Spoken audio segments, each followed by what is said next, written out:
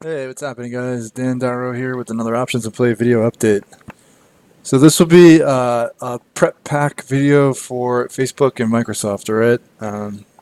Hopefully you guys get to check this out before the numbers come out. Just I want to set expectations, talk about numbers, the price didn't move, and just what I'm seeing on the chart, all right? So first up, Microsoft. So this is the bigger of the two. So um, I'll focus on this one first.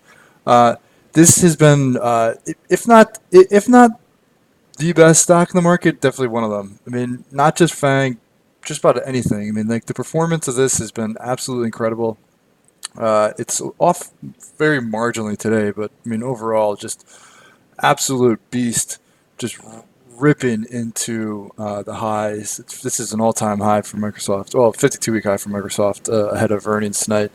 Um, So, again, if you've been listening to me long enough, whenever things have big moves into earnings, I get a little bit more cautious, right? I mean, it means expectations get one-sided, right?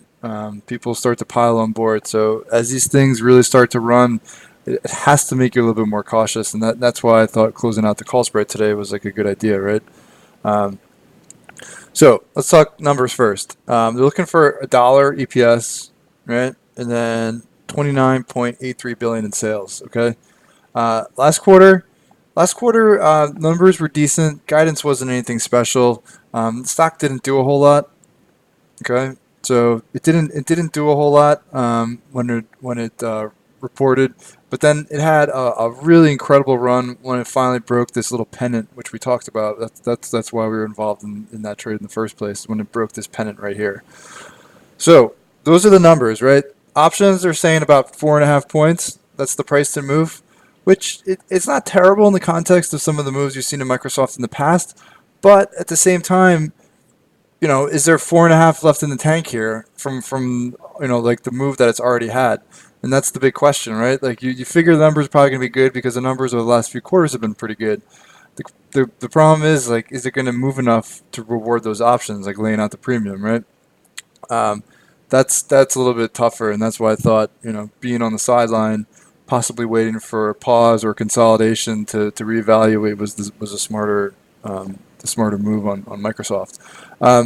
What will be interesting to watch though is that right around 130. Okay, so like up here, right around 130, that basically equals the 1 trillion mark on Microsoft. So with the stock at 125 and change going into earnings, pricing at 4.5, if it does move that 4.5, be prepared for a lot of financial news chatter about the 1 trillion, because it's that 1 trillion mark comes into play right around 130 by my calculations. I might be off by a little bit, but for the most part, keep an eye on 130 if it does get up into that area, because that's going to be 1 trillion, and this will be the third company. Apple was first, then Amazon very briefly, and then if Microsoft gets up, that'll be the third to do it. All right. Facebook. So again, very strong performance into numbers, although its chart's a little bit different, right? So coming off a big, surprisingly big beat, uh, and I mean surprising in the sense that got absolutely run over in July, and then when it reported back in October, it was not as bad as feared. Okay, so that doesn't mean it was good; it just wasn't as bad as feared. Um, End of January was actually pretty good, and the stock held 160 nicely, and it's been running into results tonight. So Microsoft at a 52-week high, Facebook obviously nowhere near its 52-week high, right? So it's up a lot in the month going into the numbers. It's up, had a pretty nice week. Um, it's had a pretty nice week, right? Just broke through this 180 like little pennant flag here, right? And then pushed up. Got a nice boost yesterday with Twitter. It's pulling back today, but still, at its best prices in several months. You have to go back until August for it to be at this area, right? So Facebook, they're looking for $1.65. That's the bottom line, the EPS number, and then 14.96 billion in sales. All right. The straddle is about 11.5 points. It moved way more than that last quarter. And actually, the 3-quarter average is substantially above that as well. But part of that is skewed by this really big move back in August. So the options aren't too bad. I mean, it moved about 17. Actually, it moved over 20. It closed up about 17 last quarter. So it moved over 20 though. Closed up about 16 to 17. It's priced in at 11 and a half. So there still could be some room there. Sentiment still pretty positive. And what's interesting about Facebook is if it does end up moving to the upside, is you're really going to want to hone in on this gap, right? Because above 188.30, 188, say 189, there's a really substantial gap, and that would probably be a stretch to see anywhere up in like the teens. I mean, like I don't think there's really much of a chance of that happening. But if it gets through 188, 189, could it make a push into the high 90s? It's possible, right? So technically, I feel like Facebook probably has a little bit more potential. Um, but on the same token, two pretty, well, one definitely bad print, one okay print, and then one good print. So I don't really know which way I would be leaning.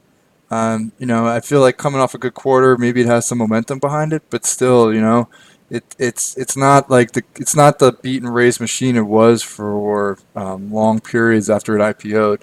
I feel like with the daily active users, growth is slowing, so it's not the same stock it once was. So again, that's maybe why the options aren't pricing in that big of a move, is because there's a little bit more uncertainty there. So just something to consider, okay? But those obviously are two huge names, and are definitely going to have an impact on the other FANG names, and then obviously tech in general, because they're pretty big weights in the Nasdaq and any tech fund. So good or bad, these things are likely to move, and good or bad, they're going to impact a lot of other names. So whether you care about these stocks or plan on trading them, you definitely have to keep an eye on them, because what they do is going to have a disproportionately large impact on a lot of other things. All right. So we'll see. We'll see. Hoping for some good action, because that's really what earnings season is about. Big moves up and down. So with these two, I don't really care which way they go, just as long as they move, because that creates opportunities. So let me know what you guys think. If you guys got a position in this or Microsoft, either one, what you're thinking, what you're looking for, what your option strategy is, I'd love to hear from you. So definitely reach out. Have a great night, guys, and I will talk to you all tomorrow.